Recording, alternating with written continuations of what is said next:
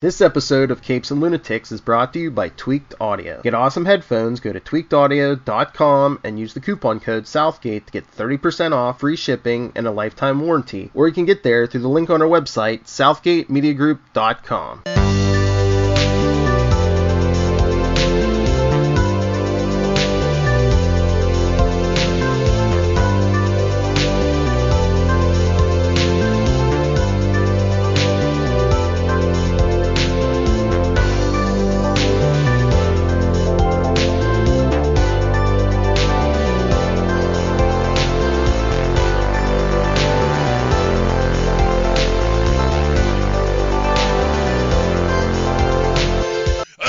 Me hearties, and welcome once again to Full Stream Ahead. I am your host, Charlie, the Professor Esser, and with me, as always, is me first meet, me skinny rich friend. It's Mozz. Hey, Mozz, welcome aboard once again to Full Stream Ahead. Tonight's episode, I'm Not Okay With This, Season 1, Episode 5, Another Day in Paradise. During a stint in detention, Brad offers Sid a truce, and an incident in the library leads to a high-stakes mission. John Entwistle, of course, is our director. Writers this week are Tripper Clancy, gets our teleplay-by credit. Jonathan Entwistle and Christy Hall get our developed by. And of course, this is all based on a comic book by Charles Forsman. Yay, Charles Forsman. Man. So this is our heist episode. Every good series needs to do a heist episode, and this is also an homage to the Breakfast Club episode. Yeah, I suppose it is too. It's a lot of things. It's a lot of fun. It totally drove home the Sid is Molly Ringwald theme, you know? Yeah. Yeah. Well, I mean, there's a lot of people in this and a lot of things in this. So the long and short of it is, our good friend Sid and, to be specific, Dinah is, of course, working on her. They're taking a test. We open up in classic high school scene. They're taking a test. Our Brad, of course, has not studied. He's a bit of a douche. Just every time you think he's going to be almost redeemable, he's a little bit less so. And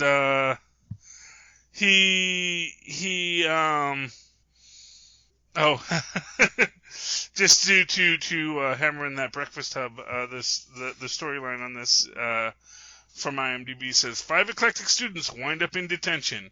Yeah. Good girl Dina, bad girl Jenny, lesbian Sydney, Jock Brad, and Geek Stanley. Exactly. Yes. And they even have their little, smoking a little bit of the marijuana moment. Yes. They psych out the principal for the heist. It's fun. Yeah, but what's interesting in this is that they do have this, basically you have everyone sort of like with these unrequited feelings that kind of underpin the entire series and this entire scene, because of course Dina is letting Brad cheat off of her because, that's her boyfriend. And then when both Dina and Brad get caught, then Sid stands up for Dina and she gets it. And then, of course, Stanley just like, well, I'll stand up too, which is of course, its own bit of delightfulness. My favorite thing about that was as soon as he gets up and, tries to get detention himself, the look on Sid's face is very interesting. She's a little perplexed, but at the same time, at the corner of her mouth, there's a tiny little bit of a smile. I thought it was adorable. Yeah, but I also just felt like, everyone is looking at him like, why are you getting in on this? He tried his best, man. I know. Every so often we are reaching for something that we do know it's not there at this point. And that's the thing. Is like he knows it's not there. He knows he's just digging his own holes in this, but he just I know, but he doesn't want to get left behind. He's a poet at heart. That's how he lives life. Mm-hmm. Yeah, and I think that it's in line with that. The loftiest of aspirations being the only ones that are worthwhile. Mm-hmm. Yeah, and he definitely. Well, I will say he definitely sees himself as worthwhile. And her as worthwhile. Well, yeah. And, even beyond, there is that relationship quality to it, but there is something a little deeper, I think, in it as well, which is that it is a friendship and camaraderie that goes beyond simply that, I just want to know that, I want you to know you're not alone. I know we're having a hard time right now. I know that I screwed up, but I just want you to know you're not alone. And that, these are these moments that give Stan his humanity and his arc in a very, very nice way. As ham-handed as it is. But then again, it is no more ham-handed than when Sid stands up and throws a tantrum about Dina getting detention for letting Brad cheat off of her. Right. So that they're all just kids trying to figure it out, Yeah. And, they get their detention. They are assigned the undesirable duty of cleaning out the gum from underneath the bleachers, which bleachers are stacks of chairs and an auditorium where that pull out. It actually relates to, it's an open-air stadium, and the bleachers are the parts that get sun-bleached. But anyway, that's why they're called bleachers. Interesting. Yes. But, so although, there's an interesting point in this as well, which is, as Stan points out, this is kind of a social experiment, that they're not even going to check, which is logical because clearly if they're assigning kids to do this every week, and if kids did this, there would be no gum underneath the bleachers for them to clean. So it would be like a second. So like it's like you're not going to ever catch up.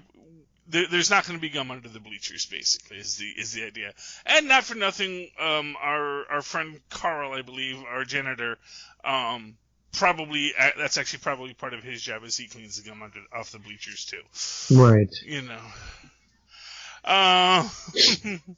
So in this, Brad does seek to make a truce with Sid, and this is one of these moments where Brad almost seems likable. He goes right up to that edge of likable, where he's like, look, Dina means a lot to me, you mean a lot to Dina, and I really want, let's have a truce. And that would be fine if it was truly a truce, but we also see that it is somewhat self-serving when our bad girl, the girl who just got out of rehab, because she's all better now, I don't remember her name, Jenny, Sophia Tatum, essentially, it's revealed that she and Brad hooked up at the party. That after Brad threw a tantrum and walked away from Dina, he immediately ran to, the school fun girl and had fun. Which, for what it's worth, she seems to delight in the chaos that it causes. But prior to this, we have what leads to our heist here, which is that Sid is in the library. Sid is feeling the presence about her, and then everything in the library just explodes. Just all the bookshelves get knocked down. And what's weird about this is I get the feeling there's a part where Sid says she doesn't feel like she's the one that did it. Did you recall that? No, I think what she said was that when the lights were initially flickering, that it wasn't her doing it. Yeah. Right, but then when she's in the midst of the bookshelves, she gets really scared, and I think that's what sets off the explosion. Yes, and so they realize they need to get the video flash drive because that's got evidence of her blowing stuff up, or someone.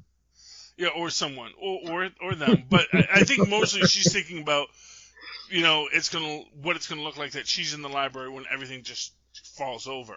Right. No. I was just saying that's how she explained it to Dina. Yeah. Well, I mean, what she explains to Dina was that she and Stan were in flagrante delicto. Well, that was the joke. She was blowing something up or someone. Yes. Oh, I see. Yes. They did the 69. That's it. That one goes out to Lilith Hellfire. No, actually, and Stan does even say that, which exactly. Which is that very, we totally did the thing, I'll explain it later, Tristan. Yes. Well, I'm very open with my kids. I always explain when they ask a question. Just it's not awesome. Not an appropriate conversation right now in the middle of the podcast. Okay. So anyway, I love how diabolical they made Jenny too. Oh yeah, well, and I wonder, like, with her conversation about F, marry, kill, if she understood the dynamics of what was happening between all of them, because the way she makes a very pointed remark to Dina about, oh, would you marry Sid? And then, the way she comes up and asks about Stan and Dina seemed really pointed towards getting a reaction out of Sid. And I wonder if she knew that Dina liked Sid. Oh, you think Dina likes Sid? No, that Sid liked Dina. Sorry. I mean, Sid. I'm sorry, I'm thinking Stan. No. Yes. No, she definitely. I'm getting my Sid and my Stan mixed up there. Yes. Yeah. No. I mean, I think that she's essentially playing the odds on this. Because basically, for what it's worth, it is this idea of, oh yeah, as we know, there is a school gossip tree and all this kind of stuff, and she's like the old timer in the detention, where she's there every week, and these are 3 new kids in detention, and she knows they all got sent to detention as a group. She knows probably that basically the 2 that are a couple were caught cheating, and then these other 2 members just decided to jump into the fray. So yeah, I totally think she's in that mindset and is looking at it from that perspective of, oh, let me see if I can mess with these kids. Yeah. Which is in keeping with her character. Is in keeping with her character, definitely. And for what it's worth, she is manipulating the situation for her own enjoyment because, for whatever reason, she is such an interesting, quintessential bad girl character in the sense that she seems totally in control of things, but clearly is not in control of her life. Right. If you know what I mean? Because it's like, okay, look, you're in detention all the time. You're going into rehab. You probably have substance abuse issues as well as, immediate gratification issues. Basically, she's with, it's like, is she with Brad for herself or just to cause more chaos? Is she just someone who so much wants chaos in the world that she'll do all sorts of things that are, in essence, designed to cause the chaos? Yeah, I don't know if it's so much wanting chaos is as much as wanting everybody else to be as miserable as she is.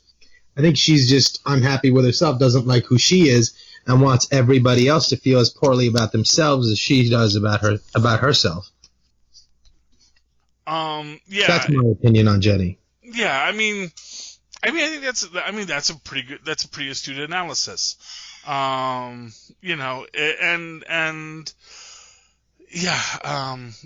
And I'm sure she has like a background and a life story that sort of informs why she acts the way that she does, or why she turns to drugs, or why she turns to, bad things. Just like, we saw Stan has, the abusive father or whatever. I'm sure there's a story and an explanation to all that as well. But I think that's what it is. It's just she's hurt and wants other people to hurt and to commiserate with her. Yeah. Or unknowingly, obviously. Yeah. You can't be like a party to it or like part of it because she wants to be on the outside looking in because it's safer. Yeah. I mean, I don't know about commiseration so much as maybe, Knowing that she's not the only one, I guess. Yeah. It seems like she wants to just cause the pain. She wants others to feel the pain that maybe she does as well. Yeah. And that's a fair cop, I suppose. It's interesting in the way that it all plays out. I love the fact that when Sid walks into the bathroom and or the locker room or whatever it is, and she sees Sid and then decides to really make a pointed statement that would carry all the way to Sid and make her understand what happened. Yeah. Well, exactly. And that's the thing, because she knows that, essentially it creates this idea that the only reason she slept with Brad in the first place was just to screw up Brad's relationship. Right. it's like if the copy girl had slept with Ross just to ruin his relationship with Rachel. Right. It's that episode was on today. That's the only reason why that jumps out in my mind. It is this thing there. It's not worth it to her unless this turns into a mess. And she goes and she helps it turn into a mess in this. And Dina, of course, is like mad. And Dina is in such an interesting spot here because she is feeling very much on the outside of this relationship. She and Sid always had this really great closeness, and now she knows there's so much going on in Sid's life that Sid is keeping from her, and she doesn't understand why. Because really, Dina is the person she should be talking to about all the stuff that she's seeing and having have happen. And all things being equal, it's entirely possible that had she done this, had Sid talked to Dina, maybe they could have had a better relationship on the whole thing. But that's for fan theories. Just a theory. They do pull the heist, which is getting this flash drive out of the principal's office. And in order to do that, they do work out this plan. And I like the fact that it's just the three of them and not the other two. Because there is that urge, like, if you really want to go with the full Breakfast Club analogy, right, where all five of them work together. But no, it's never going to be all five of them because the other two really are just there to cause trouble for people. Brad is self-indulgent and Jennifer is, self-destructive. And also, there's that interesting moment that happens at the end when they have successfully completed the heist, and the three of them are sitting on the floor by the lockers, and Sid allows herself to sort of be in that moment with Stan, and, sort of like tests the water out to see how it feels. Like when Stan pulls out the joint, he says, "Any takers?" And she turns to Dina and says, "Don't you want to try it and be cool like me and Stan?" Yeah. If you put them on as like a together, and the way she's leaning on his shoulder, like she's really enjoying that moment and taking it in and giving it a shot, Yeah, and for what it's worth, I'm sure there is that quality of it that is, this is a new friendship that she has with Stan, Right. And no, but it's also about like the public perception of it. First she says to Dina that, me and Stan did it. So she knows that Dina already thinks, that they are an item. And now she's going to lean into it and, try to be the together unit kind of thing with her. And I think if the other two were there, she wouldn't have felt as comfortable to have that vulnerable moment with Stan. Yeah, I just thought it was cute because it is your classic, dare play that they do there. Yeah. Don't you want to do drugs like us and be cool? Which, and for what it's worth, that whole dare psychology gets a call out in, I think, the 3rd episode or the 7th episode, but we won't get into that tonight. But it's nice, and that happens just before we get the big blow up with Brad and Jennifer and Sid and Dina. Because of course when they get into that quadrangle, that's where things get weird, because again, it is this thing where, I think Dina lashes out at Sid in that moment, because it just seems like one more thing being kept from her. But at the same time, of course, Sid just saw it, but then, of course, Brad immediately steps in with, oh, hey, we had a truce. It's like, yeah, we had a truce and you just punched me in the gut, It's like, it's not a truce if you're still shooting at people, Yeah, it's only a truce. It's only a truce because it's in your favor, and that's not a real truce.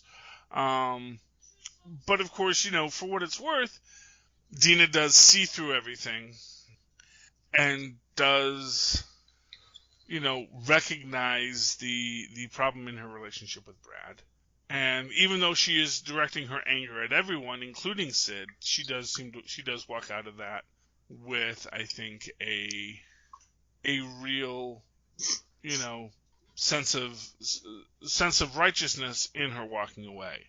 Yeah. That she's going to leave all of this behind, because really all of this is, not worth her time. People are lying to her and she doesn't like being lied to. Yeah. Even, both the people that she wants to trust, like Brad, who is betraying her, and then people that she's always trusted, like Sid, who are hiding things from her. Yeah. And so it's understandable why, Dinah is upset in this, as she's, walking away from this scene. And of course that's also, again, the thing that is that really telling aspect of this, which is that, Dinah is the odd man out in all of these situations. She's never really in the in crowd that Brad has brought her into.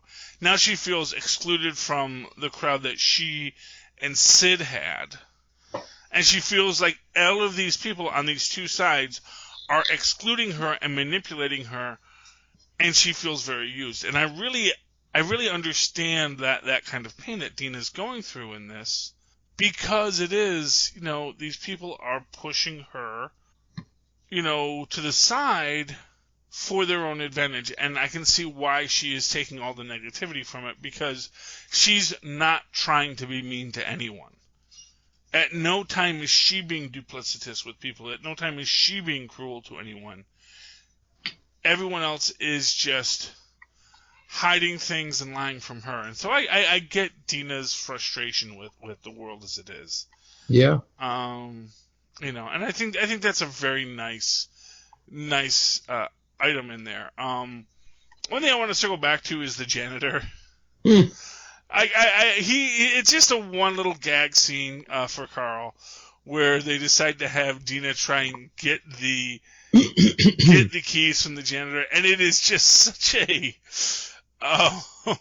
bad cliche. Cringy, awkward, but adorable at the same time. It's like, well, and of course, the scene before this, well, we need to get the keys from the janitor, and Sid's like, we need someone with boobs. And of course, goes to Dina, and and of course, poor Carl, who's like, okay, first off, you're 16, so ooh, and second off, I'm gay and happily married, so it's like, strike three, sweetheart, strike three, and, next time, but then also, he's gonna be cool. It's like, you know what, just ask, you want the keys? Here, go, give me the keys, get them back to me in 20, and, I never saw anything, which is nice in its own way, it's nice in its own way that he is gonna show this girl this kindness after she just really embarrasses herself in this way. You know. Right. Also because, it was an opportunity for him to teach her something. Yeah. And also, for what it's worth, maybe it's like he also got to feel seen. Because as the school janitor, he knows people only see him when they want something. And, this was a great moment for him to actually be able to say, hey, I'm not the guy you think I am. I'm not, I'm just a civil employee. I didn't get that sort of sense from him. He seemed sorted out enough, like comfortable with who he was, that I didn't see that as a concern from him. He was just like, hey, I'm just going about my day. And hey, look at this kid about to walk down the. Let me help this kid out. Hey, come on, walk on this side of the road. You're gonna get hurt if you walk on that side. There you go. Off you go. That's how I saw it. Yeah, I can see that. Okay. Yeah, but this is I think, for all of its twists and turns and maybe betrayals, I just gotta say this is probably one of the most fun episodes, I think, of the series. I think the entire heist plan, it's fun, seeing Stan, making his plan, the double burrito, triggering the smoke alarm and all that kind of stuff. All these things which I just think really, feed into it nicely.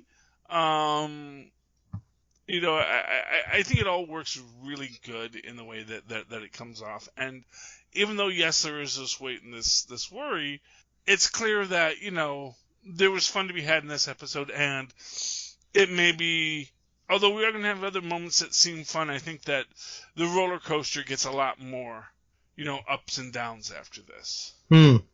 Where I think that basically we get a nice high and then we get a little low when it's like talking about, the shadow thing and all that kind of stuff. And then, of course, the breakup with Brad and Dina and the whole Jenny thing. Those are downers, but that really overall you're coming off of this on a real high. But I think after this, it's going to be like every time you get high, you're going to get twice as low afterwards. So, but we'll see that when we talk about that a bit more next week. Do you have any final thoughts on tonight's episode, Mozz? One thing I found kind of interesting, like the episode opens up with Brad sort of whispering to Dina to, hey, come here, because he's trying to do something self-serving at her expense. And you sort of get a mirror of that moment when Sid is outside at the doors going, psst, Stan, come here, to try to get him to do something self-serving for her. I thought it was an interesting little mirror there. That kind of escaped me. But yeah, you're right. It is, and again, it comes down to an interesting dynamic that we get with all of these, where, there are people that we have in our lives that maybe are not, I don't want to say aren't important to us, but aren't our reason for being. And so for Sid, Dina's her reason for being. Stan is this person that she knows has feelings for her. And, for what it's worth, Stan still doesn't know that Sid kissed Dina at the party. Right. She just knows that she kissed someone. So he doesn't know that, it's not me at all. It's, so he may still be operating from the idea that, maybe, for whoever it was that she did kiss, maybe I can get back in there and kiss her again, Yeah. So there's a whole thing there.